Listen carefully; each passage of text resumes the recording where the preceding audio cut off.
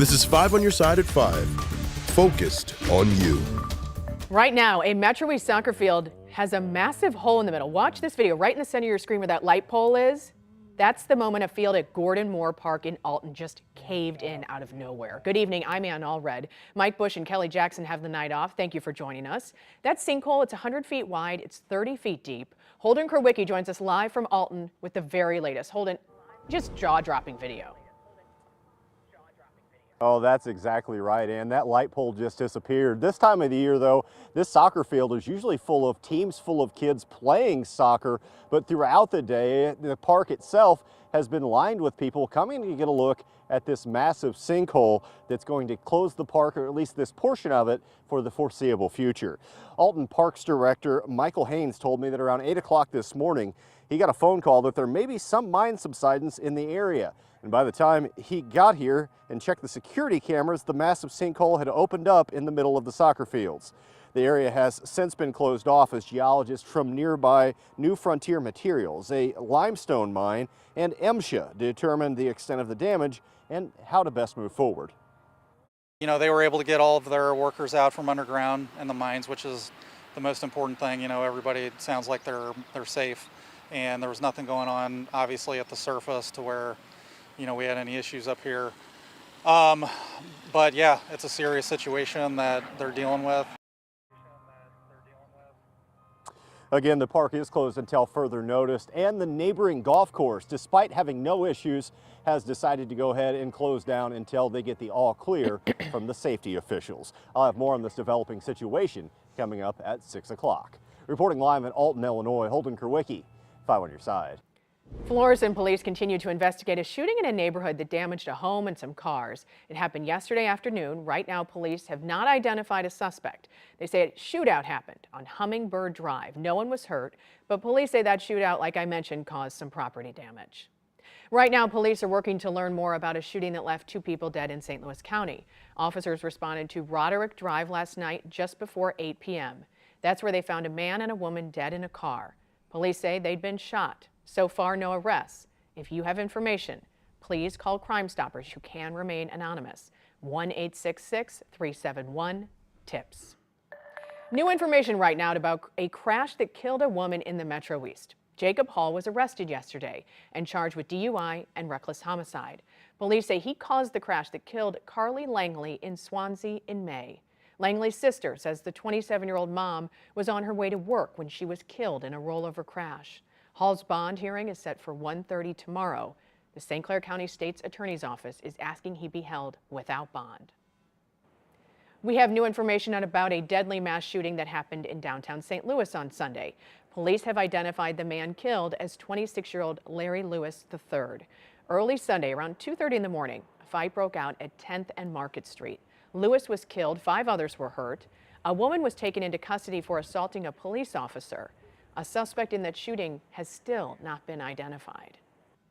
A St. Louis woman was found dead while on vacation in Panama City Beach, Florida. Police say 60-year-old Debbie Szymanski died while swimming in the Gulf of Mexico on Sunday. 2 people found her body on the beach. They tried CPR, but she was pronounced dead at the hospital. There is an investigation into the exact cause of her death. A local school district in the Metro East is leading a campaign to ban cell phones in the classroom statewide. This joins a growing effort nationwide to ban cell phones on campus. 5 on your side's Megan Kernan is in studio with what it could mean for students in Illinois. Megan. And the Board of Education for the Edwardsville School District 7 recently passed a resolution. They're recommending the Illinois Association of School Boards consider a proposal that would limit the use of cell phones in schools across the state. The District 7 School Board has been talking about this proposal for months now. They're hoping the Illinois School Board will take it to state lawmakers to pass legislation where each school district would be required to create a policy that basically would ban the use of cell phones during class time, with the exception of monitoring a health condition. Their 2 main reasons are to keep students focused and to better their mental health. The district already has a policy in place where students are required to put their cell phones away during class, but say it hasn't been working. We have students using phones for academic purposes, and so it becomes a little bit of a gray area on what that looks like. But the policy was there Our handbook was clear, and the board felt very strongly that it's time to take a pretty aggressive stance with protecting teen mental health and making sure that our teachers have a teen's full attention when they're in the classroom. The Edwardsville School Board will present the proposal to the Illinois Association of School Boards in November. Tonight at 6, the district superintendent talks about how this proposal would limit access but still allow students to easily get to their phones in case of an emergency. Thank you, Megan. Our stretch of extreme heat, we got a break. I have never been so grateful for cloudy and rainy.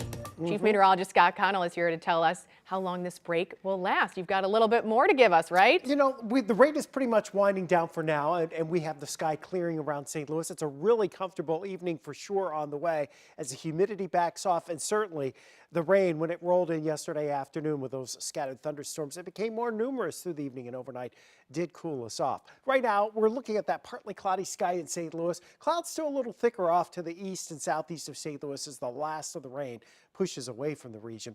Less humid weather will continue into Thursday now, but there is a storm chance Friday night into Saturday. Maybe some gusty winds, maybe some hail possible with some of those thunderstorms. But you see out in Chesterfield, just a gorgeous evening. Now we're back into the mid-80s at our highest that we've been so far today.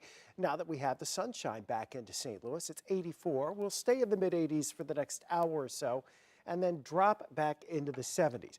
The extreme heat, we get a break from that into the weekend. But we'll talk more about those storm chances for Friday night into Saturday and when another round of potentially extreme heat arrives in St. Louis. That's coming up in about 12 minutes, Ann. A major sale is happening right now at the Repertory Theater of St. Louis. That's where Tracy Hinson joins us live. Tracy. Ann, what's that you say? He fell in the well and he can't get out.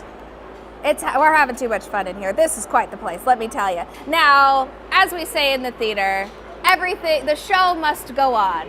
Well, everything must go and out of this warehouse. It's about a 12,000 square foot warehouse space, feet of storage that the rep found wasn't enough for new props, so they're selling off some of their collection. We're a few hours into this sale and there's still a lot left. The first things to go were Halloween things, coffins, mannequins, just creepy things in general, but there were still plenty of that sort of thing left.